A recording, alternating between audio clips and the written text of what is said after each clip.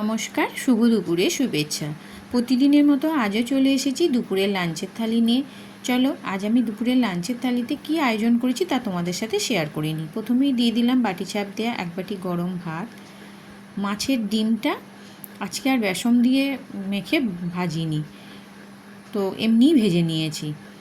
আর করেছি লাউ শাক ডাঁটা, লাউ ডাঁটা আর লাউ শাক দিয়ে একটা চচ্চড়ি, শুধুই এটা করেছি, কোনো আনাজ দিয়ে নয়।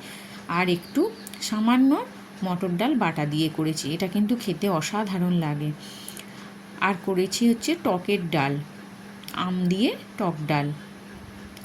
আর করেছি ওই যে ছোটো ছোটো আলু ভাজা। এই আলুটা হচ্ছে আমার ভাই বাড়িতে গাছ বসিয়েছিল, তো ওখানে এই ছোটো ছোটো আলুগুলো হয়েছে, তো সেই আলুটাই আজকে একটু সেদ্ধ করে 5 ফোড়ন আর শুকনো লঙ্কা দিয়ে ভাজা করেছি।